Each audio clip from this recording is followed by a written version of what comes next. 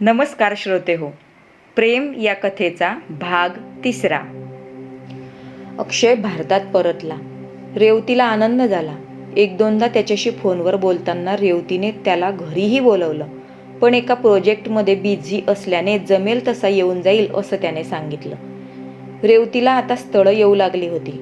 त्यात काही धडधाकट मुलांचीही होती. रेवतीचं सौंदर्य आणि तिची कमाई पाहून ही स्थळं येत होती यात शंका नव्हती.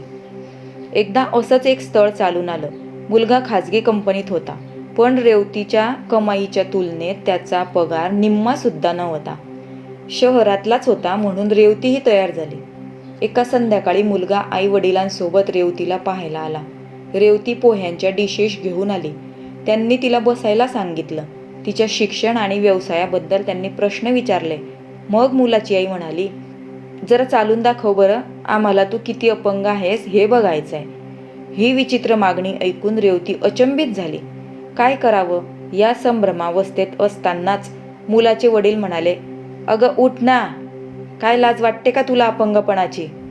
रेवतीला अपमान वाटला तरी ती उठली. त्यांनी तिला हॉलमध्ये 3 चक्रा मारायला लावल्या. चांगलीच अपंग आहे हो ही, हिच्याबरोबर फिरताना किती ऑकवर्ड वाटेल मुलाला. ठीक आहे, चालवून घेऊ आम्ही, पण देण्या घेण्याचं काय? मुलाच्या आईनं विचारलं. तुम्ही सांगा, रेवतीचे वडील म्हणाले. लग्नाचा सगळा खर्च तुम्ही करायचा, मुलाची आई बोलू लागली. मुलीचे दागिने कपडा तुम्हीच करायचा, आम्ही फक्त लग्नाला येऊ. शिवाय आम्ही मुलासाठी एक फ्लॅट घेतोय 50 लाखाचा, त्यातले 25 लाख तुम्हाला द्यावे लागतील. रेवतीच्या वडिलांना घाम फुटला. बापरे, अहो एवढं तुम्हाला द्यायचं म्हटलं तर माझ्यावर भीकच मागायची वेळ येईल. कमाल करता, तुमच्या अपंग मुलीला आम्ही मरेपर्यंत सांभाळणार आहोत, त्याची किंमत द्यायला नको? मुलाची आई रागात म्हणाली. मला माफ करा, माझी तितकी क्षमता नाही. रेवतीचे बाबा दुःखाने म्हणाले. मग राहू द्या तुमच्या मुलीला जन्मभर तुमच्याचकडे. चला हो, निष्कारण वेळ वाया घालवला आपला या फालतू लोकांनी. असं म्हणून मुलाची आई पोहे अर्धवट टाकून उठली. तिच्या मागे तिचा मुलगा आणि नवराही उठले आणि निघून गेले. आता मात्र रेवतीला रडू आवरलं नाही. वडिलांना मिठी मारून ती रडू लागली. नका हो बाबा, मला असं अपंगत्वाचं प्रदर्शन करायला लावू. तिचे बाबाही गहिवरले. तिच्या डोक्यावर हात फिरवत म्हणाले, रडू नकोस बेटा. त्या देवानं तुझ्यावर अन्याय केलाय ना, तोच एक दिवस तुला सोन्याचा दिवस दाखवेल. रेवती काहीच बोलली नाही, पण कितीतरी वेळ रडत राहिली. त्या दिवसानंतर रेवतीच्या आई वडिलांनी अपंग स्थळावर जास्त भर द्यायचं ठरवलं. खरं तर कर्तृत्ववान असलेल्या मूक बधीर अंध अपंग मुलांसोबत लग्न करायलाही रेवती तयार होती, पण तशी मुलंच मिळत नव्हती. जी स्थळं यायची ती मुलं आत्मविश्वास गमावलेली, परिस्थितीने खचून गेलेली दिसायची आणि तेच रेवतीला नको होतं. या सगळ्या घडामोडीत वर्ष उलटून गेलं. रेवतीला आता या सगळ्याचा कंटाळा आला होता. बऱ्यापैकी आर्थिक परिस्थिती असलेल्या कोणत्याही अपंग मुलाशी लग्न करून मोकळं व्हावं असं तिला वाटू लागलं होतं. एक दिवस मात्र एक चांगलं स्थळ तिला सांगून आलं. मुलगा एका सरकारी खात्यात अधिकारी होता. एका हाताने अधू होता. त्याला वडील नव्हते. रेवतीला तो पाहायला आला तेव्हा त्याच्यासोबत त्याची आई, भाऊ आणि वहिनी आली होती. मुलाला जाड भिंगाचा चष्मा होता आणि चेहऱ्यावरून उर्मट वाटत होता. रेवतीला तो अजिबात शोभून दिसत नव्हता. चहापोह्यांचा कार्यक्रम झाल्यावर त्याची आई म्हणाली, आम्हाला पसंत आहे मुलगी, पण आमच्या काही अटी आहेत. आमची जॉईंट फॅमिली आहे आणि आमच्याकडचे पुरुष घरातील कोणत्याही कामाला हात लावत नाही. आमच्या घराण्याची रीतच आहे तशी. त्यामुळे तुमच्या मुलीला व्यवसाय सोडावा लागेल. तशीही तिच्या कमाईची आम्हाला गरज नाही. आमच्या मुलाला वर कमाई भरपूर आहे. आणि हो, तुमच्या मुलीच्या पायात व्यंग असल्याने आमचा मुलगा तिला पार्ट्या फंक्शनला नेणार नाही. त्याचा तुमच्या मुलीने इश्यू करता कामा नये. वसुधाताईंना संताप आला. जर बायकोच्या अपंगत्वाची इतकीच लाज वाटते तर तिच्याशी लग्न करताच कशाला? आणि जरा स्वतःचं थोबाडं पहा, माझ्या मुलीला जरा तरी शोभतं का ते बघा. असं बोलायचं अगदी त्यांच्या होठावर आलं होतं, पण त्यांनी संयम पाळला. त्या अटींनी एकदम शांतता पसरली. मग रेवतीचे वडील तिचा भंग करत म्हणाले, ठीक आहे, एवढं भरभराटीला आलेला व्यवसाय सोडणं कठीणच आहे. तरीही आम्हाला 8 दिवसांचा अवधी द्या. मी कळवतो तुम्हाला. लवकर कळवा.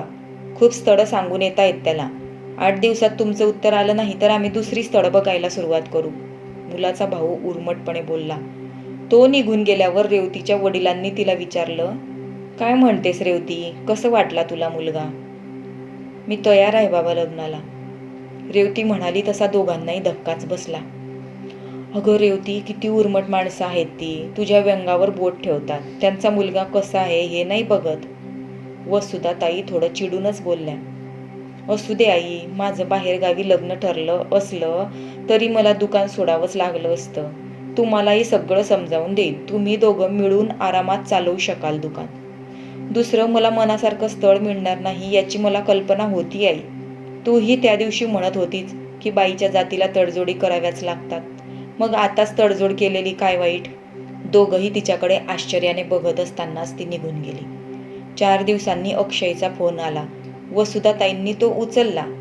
काकू, रेवतीचा मोबाईल बंद येतोय आणि दुकानातला फोन सारखा एंगेज लागतोय. अरे हो, तिचा मोबाईल खराब झालाय. काही काम होतं का तिच्याशी? काकू, परवा साक्षी भेटली होती. ती सांगत होती रेवतीचं लग्न जवळपास पक्क झालंय म्हणून. मी विचारल्यावर तिने मुलाचं नाव आणि माहिती दिली. मी त्या मुलाची माहिती काढली. तो 1 नंबरचा भ्रष्ट अधिकारी आहे. शिवाय त्याच्या घरातलं वातावरण ठीक नाही आहे. मुलाच्या भावाच्या पहिल्या बायकोने आत्महत्या केली आहे. त्याची दुसरी बायको त्याच्याच घरात मोलकरणीचं काम करत होती. वसुधाताईंना धक्का बसला. रेवतीला आवडला का तो मुलगा? अक्षयने विचारलं. आवडला असं नाही, पण धडधाकट मुलं तिच्याशी लग्न करायला तयार नाहीत. मग व्यंग असलेल्या मुलाशीच तडजोड करणं भाग आहे म्हणून खूप वैतागून ती तयार झाली आहे. 2 दिवस थांबा काकू, मी तुमच्याकडे एक स्थळ पाठवतो. ते तुम्हाला नाही आवडलं तर तुम्ही निर्णय घेऊ शकता. ठीक आहे, थांबतो आम्ही. पाठव तू. कोण आहेत ते? ते तुम्हाला आल्यावर सांगतीलच सगळं. रात्री रेवती घरी आल्यावर वसुधाताईंनी अक्षयशी झालेलं बोलणं तिला सांगितलं. बघ, मी तुला म्हटलं नव्हतं त्याचं माझ्यावर प्रेम नाही आहे म्हणून. मला नकोय आई त्याची सहानुभूती. तू याच मुलाशी माझं नक्की कर, भरलेल्या डोळ्यांनी रेवती म्हणाली. हट्टीपणा नको करूस रेवती. 2 दिवस वाट बघूया कसं स्थळ पाठवतोय ते. रेवतीने अश्रू पुसत मान डोलावली. 2चे 3 दिवस होऊन गेले तरी कोणी आलं नाही. अक्षयचा फोनही नव्हता. रविवारच्या संध्याकाळी रेवती आई वडिलांसोबत बसली असताना तिचे वडील म्हणाले, काय करायचं मग? अक्षयला फोन लावायचा की त्या मुलाच्या घरी कळवून टाकायचं? त्यांनी दिलेल्या मुदतीचा आज शेवटचा दिवस आहे. खरं तर अक्षय फसवणारा मुलगा नाही आहे. काहीतरी प्रॉब्लेम असावा. रेवती, देतं तुझा मोबाईल, मी करते अक्षयला फोन. रेवती अक्षयला फोन लावणार तेवढ्यात बाहेर गाडी थांबल्याचा आवाज आला. पाठोपाठ बेल वाजली. वसुधाताईंनी जाऊन दरवाजा उघडला. बाहेर अक्षयचे आईवडील उभे होते. वसुधाताई त्यांना पाहून आश्चर्यचकित झाल्या, पण त्यांनी त्यांचं स्वागत केलं आणि आत बसवलं. रेवती किचनमध्ये पाणी आणायला गेली. तुमच्या अकस्मात भेटीने खूप आनंद झाला, पण इकडे कुठे आला होतात की आमच्याकडे यायचं होतं? कारण अक्षय दुसऱ्या कुणाला तरी पाठवणार होता. रेवतीच्या वडिलांनी अक्षयच्या आईवडिलांना विचारलं. त्यांनी एकमेकांकडे सूचक नजरेनं पाहिलं. मग अक्षयचे वडील हसून म्हणाले, तुमच्याचकडे यायचं होतं. स्पष्टच सांगायचं तर आम्ही रेवतीला मागणी घालायला आलोय. हो, पण कुणासाठी? म्हणजे मुलगा कोण आहे? वसुधाताईंनी विचारलं. अक्षयचे वडील जोरात हसले. अहो, दुसरा कोण असणार? आमच्या अक्षयसाठी रेवतीचा हात मागायला आलोय. काय? रेवतीचे आईवडील अचानक आश्चर्याने ओरडले. रेवती ट्रेमध्ये पाण्याचे ग्लास घेऊन निघाली होती. ते ऐकून तिचे हात थरथरले. एक ग्लास पडता पडता वाचला. तिचाही आपल्या कानावर विश्वास बसेना. हो रेवतीची आई, आठवड्यापूर्वीच अक्षयने मला रेवतीशी लग्न करायचंय असं सांगितलं. त्याचं रेवतीवर प्रेम असेल याची आम्हाला कल्पनाच नव्हती. अक्षयच्या आई सांगू लागल्या. त्याला रेवतीची खूप काळजी असायची हे मात्र आम्हाला माहीत होतं. तिचा ड्रेस डिझायनिंगचा व्यवसाय सुरू करण्यासाठी आणि नंतर त्या व्यवसायात जम बसवण्यासाठी तो खूप जटला. आम्हाला सर्वांनाच रेवती खूप आवडायची. मी एकदा त्याला रेवती आवडते का हे विचारलं देखील, तेव्हा त्याने गोष्ट हसण्यावारी नेली. यावेळी मात्र त्याने ती सिरियसली घेतली आहे. रेवती पाण्याचे ग्लास घेऊन आली. तिने पाणी ठेवताच अक्षयच्या आईने उठून तिला मिठीत घेतलं. रेवतीला गहिवरून आलं. डोळ्याबाहेर पडू पाहणारे अश्रू तिने कसे बसे थांबवून ठेवले होते. दोघी खाली बसल्यावर अक्षयचे वडील म्हणाले, अक्षयची पसंती तर आपल्याला कळाली, पण रेवतीला अक्षय पसंत आहे की नाही? रेवती काही चुकीचं बोलेल या भीतीने वसुधाताई घाईघाईने म्हणाल्या, अहो, अक्षयसारखा मुलगा कुणाला आवडणार नाही? रेवतीलाही तो आवडतो, फक्त तिने ते कधी सांगितलं नाही. सगळे एकदमच हसले. रेवतीने संकोचून मान खाली घातली. जा बेटा, घरात काही गोड असेल तर घेऊन ये, अक्षयची आई रेवतीला म्हणाली. रेवती आत जाताच रेवतीचे वडील काळजीने म्हणाले, सर, आमची तुमच्याशी कसलीही बरोबरी नाही. आपण हे लग्न ठरवतोय तर खरं, पण तुमच्या काही अटी तर नाहीत ना. विशेष म्हणजे रेवतीचा व्यवसाय तर बंद होणार नाही ना. तुमच्या म्हणण्याचा अर्थ हुंडा मानपान देणं घेणं असाच आहे ना? अहो, इतकी गोड सुंदर गुणी मुलगी तुम्ही आम्हाला देताय, अजून काय हवं आम्हाला? तुम्ही काही काळजी करू नका. तुम्ही फक्त लग्नाला यायचं, बाकी सगळा खर्च आम्ही करू.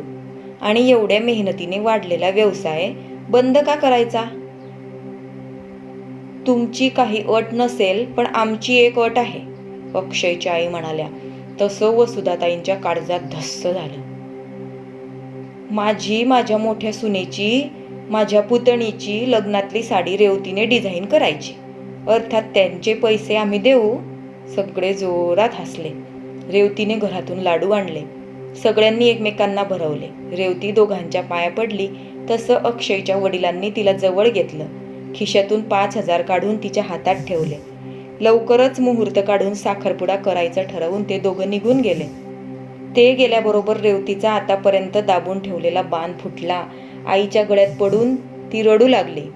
रात्री 10 वाजले तरी रेवतीला झोप येत नव्हती. अक्षय आपल्यापाशी फक्त सहानुभूतीपोटी लग्न करतोय ही गोष्ट तिला अस्वस्थ करत होती. त्याला जाब विचारायला तिने 2दा फोन लावला, पण निर्णय न झाल्याने कट करून टाकला. ती 3ऱ्यांदा फोन लावणार एवढ्यात त्याचाच फोन आला. सॉरी रेवती, फॅक्टरीतल्या कामामुळे मला तुझ्या घरी येता आलं नाही. अजूनही मी फॅक्टरीतच आहे. बरं, मम्मी पप्पा येऊन गेले ना? काय निर्णय झाला तुमचा? काय निर्णय होणार? एवढं मोठं श्रीमंत स्थळ आपणहून चालून आल्यावर कोणत्या मुलीचे, त्यातून एका अपंग मुलीचे आई वडील नाही म्हणतील? पण अक्षय, तू जर माझ्याविषयी वाटणाऱ्या सहानुभूतीमुळे लग्न करणार असशील तर मला नको आहे असं लग्न. काही दिवसांनी ही सहानुभूती ओसरेल आणि माझ्या वाट्याला येईल फक्त तिरस्कार. एखादी धडधाकट मुलगी अपंग मुलाशी लग्न करून सुखी राहू शकते, पण अपंग मुलीशी लग्न करून सुखी राहणारे धडधाकट तरुण जवळजवळ नाहीतच. तू याला अपवाद असशील की नाही हे काळच ठरवेल. पण तसं झालं नाही तर माझ्या वाट्याला येणारी उपेक्षा जीवघेणी ठरेल रे. अगं वेडे, अंजलीच्या वाढदिवशी जेव्हा आपली भेट झाली तेव्हाच मी तुझ्या प्रेमात पडलो होतो. त्यानंतर आपली 2-3दा भेट झाली तेव्हा मला जाणवलं की अपंगपणाचा न्यूनगंड तुझ्यात ठासून भरलाय.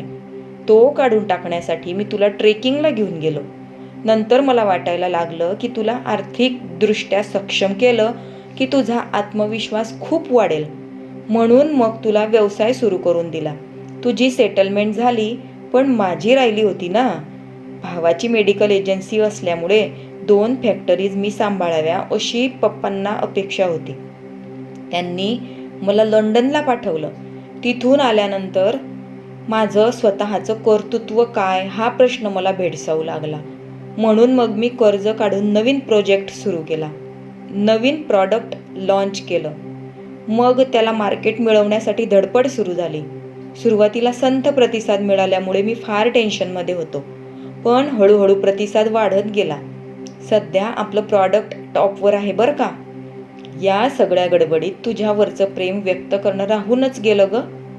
सगळं स्थिर स्थावर झाल्यावर आठवड्यापूर्वीच मी आमच्या कुटुंबात तुझ्यावरच्या प्रेमाची कबुली दिली. कारण माझ्या कुटुंबाला अगोदर प्रायोरिटी देणं मला गरजेचं वाटत होतं. त्यांच्याशी संघर्ष करून मला लग्न नव्हतं करायचं ग रेवती. त्यातून आपली जात वेगळी. सुदैवाने आमच्या कुटुंबात तू सर्वांना आवडत होती, त्यामुळे जातीचा प्रश्न नाही आला. एका अपंग मुलीला जन्माची सोबतीण करून घ्यायचा निर्णय त्यांनी माझ्यावरच सोपवला. मग मीही मनाची चाचपणी केली. तू म्हणते तशी फक्त सहानुभूती किंवा फक्त आकर्षण तर नाही, हे मी मनाला 100दा विचारलं. मग माझ्या लक्षात आलं की माझं तुझ्यावर अतिशय प्रेम आहे. मी तुझ्याशिवाय राहूच शकत नाही. तुझ्यामुळे नातेवाईक, मित्र, समाज यांनी मला मारलेले टोमणे मी सहन करू शकतो. मनाची तयारी झाली आणि त्याच वेळी तुझं लग्न एका भ्रष्ट, तुला न शोभणाऱ्या, बायकांना गुलाम समजणाऱ्या माणसाशी जमत असल्याची बातमी साक्षीने मला दिली. मग मी घाई केली. फक्त मीच नाही तर माझ्या कुटुंबियांनी सुद्धा तुला स्वीकारलाय हे सांगण्यासाठी मी आई वडिलांना पाठवण्याचा पारंपरिक मार्ग स्वीकारला. अक्षय बोलायचा थांबला तेव्हा रेवतीच्या डोळ्यातून अश्रूच्या धारा वाहत होत्या. अक्षय इतक्या मोठ्या मनाचा आहे हे तिला आजच कळत होतं. गहिवरल्या स्वरात ती त्याला म्हणाली, सॉरी अक्षय, मी तुला नाही ओळखू शकले. आता कधी एकदा तुला भेटते आणि कडकडून मिठी मारते असं झालंय रे. मलाही तेच वाटतंय रेवती, पण सॉरी, याबाबत मी थोडा जुन्या विचारांचा आहे. आपली भेट आता साखरपुड्यातच चालेल ना? चालेल अक्षय, मलाही उतावळेपणा आवडत नाही. एवढ्या मोठ्या हॉलमध्ये खूप गर्दी जमली होती. स्टेजवर साखरपुड्याचे विधी सुरू होते. स्वतःच डिझाईन केलेल्या साडीत रेवती खूप आनंदी आणि खूप सुंदर दिसत होती. तिनेच डिझाईन केलेल्या कुर्त्यात अक्षयही विलक्षण देखणा दिसत होता. आपल्या अपंग लेकीला इतका छान नवरा मिळालाय आणि तिचा साखरपुडा इतक्या थाटामाटात होतोय हे पाहून रेवतीच्या आईवडिलांचे डोळे वारंवार भरून येत होते. आपल्या लंगड्या बहिणीचं नशीब असं फळफळलेलं पाहून साक्षी मनातून जळून खाक झाली होती. विधी संपले तसे गुरुजींनी एकमेकांना अंगठी घालायची सूचना केली. रेवतीने अक्षयच्या बोटात अंगठी घातली. अक्षय तिच्या बोटात अंगठी सरकवत असतानाच दोघांची नजर एक झाली. अक्षयचे डोळे भरून आले होते. रेवती, याच क्षणाची वाट बघत होतो ना आपण इतकी वर्ष, अक्षय म्हणाला आणि रेवतीला एकदम बडबडून आलं. आवेगाने तिने अक्षयला मिठी मारली. त्याच्या खांद्यावर डोकं ठेवून ती रडू लागली. तिच्या डोक्यावर हात फिरवता फिरवता अक्षयही रडू लागला. हे दृश्य पाहून सगळे अवाक झाले. हॉलमध्ये शांतता पसरली. सगळं तर चांगलं झालं, आता कशाला रडतायत ही दोघं, साक्षी फणफणत म्हणाली. तुला नाही समजायचं ते साक्षी, वसुधाताईंनी डोळे पुसत म्हणाल्या. तुझ्यासारखं उथळ प्रेम नाहीये ते, समजून उमजून केलेलं, गेली 4-5 वर्ष व्यक्त न झालेलं, आज कुटुंब आणि समाजाच्या संमतीने आणि साक्षीने व्यक्त होणारं, आजन्म टिकणारं प्रेम आहे ते. धन्यवाद.